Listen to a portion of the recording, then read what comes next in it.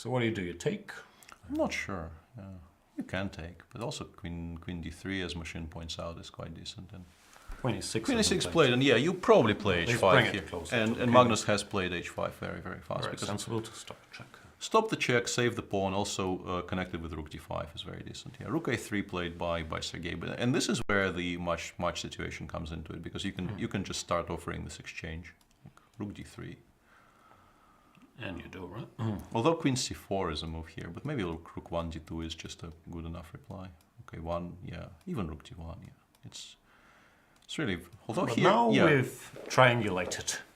Yeah, you don't. Not exactly winning here, but no, not at all. But you probably want to pay more attention than that.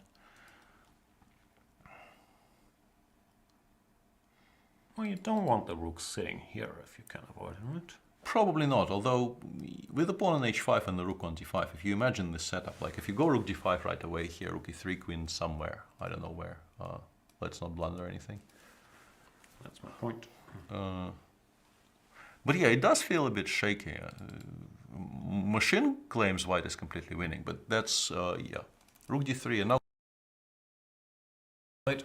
white will continue chasing forever. I have no, rook a2 first. Rook a2 maybe first. He's just trying to gain some time on the clock. But he will not actually get this, because now rook 1 d2, and you no longer have this option.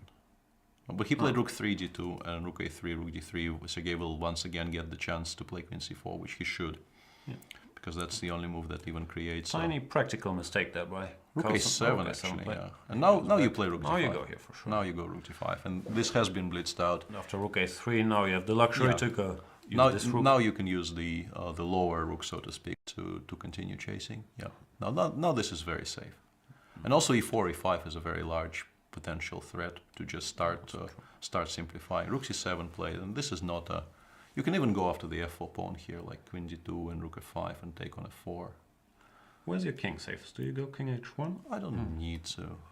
I think it's fine on g2. There's really no checks to it on g2. You can also start fighting for the open files if you want to. Sure.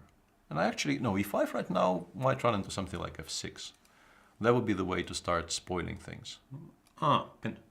Yeah. Yeah, that's not ideal. And Magnus played queen d2, so Magnus noticed the fact that the pawn is impossible to protect. Queen f6, you just play rook f5, and you pick it up next move. Queen h4. You can even take. Takes rook c2, king h1, and the queen actually gets traded off.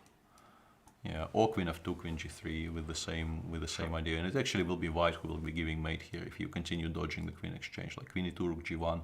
White probably mates on the king side. But if you don't want any shenanigans, you also have this move, which looks nice. Sure. And that's been played here. Rook yeah, and rook c1 has been played, and yeah, the issue for black is that if you go rook a7. Even rook c8 followed by something against the black king might be very strong.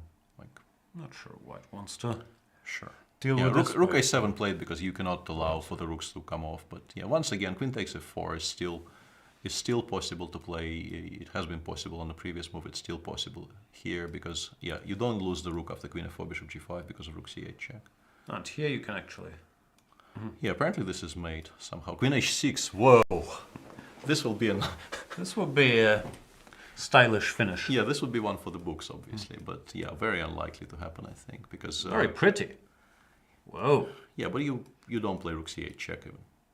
In that position, I understand. Yeah, in that position in the World Championship match, you play queen g3, and you lean back because. You're saying you don't see mate in 3 in a World Championship match. With the situation on the clock being what it is, even if you see it, would you not do it just because you might have hallucinated? If you see it, you probably do play it, but I mean, seriously. Imagine it's not mate. Yeah, imagine something happened and you miscalculated, and then you just lose and you play the blitz. Yeah, you don't really want that. Queen f4 played. Rook a2 will be played by Sergei because there's nothing else. But yeah, there is now rook a2, king h1 on the board. Yeah. Only move. Well, there's no other move. And yeah, this is now a reasonably straightforward technical task for Magnus. And queen f2 on the board. So we'll see now. He has 2 minutes here, and I'm saying is he gonna go for this? I'm saying he plays queen g3 in about 3 seconds flat. Wow. I don't know. If he's seen it, I don't think he can help himself. yeah, I don't know. It's just, I will be the first one to applaud, but I don't know. It's, whoa. This is fantastic. He's played it, yeah? Yeah. He's such... No, this is, I am so impressed by this. I am so unbelievably impressed by this. So I have to calculate everything, like bishop g8, bishop f8 as well. Yeah. King h7, and everything else loses, so you better find this move. Wow, that is a cute finish, and congratulations to the old and new world champion. Yeah, Wow. I keep on. I know it's a minor point, but this actually is incredibly impressive, considering This- just for the history books, this is a big one. considering just how winning the position after Queen G3 is. To go for this with 2 minutes on the clock, to be so sure in your calculations to go for this. I'm very, very impressed. And the game is over. It is mate. Next move, gh6.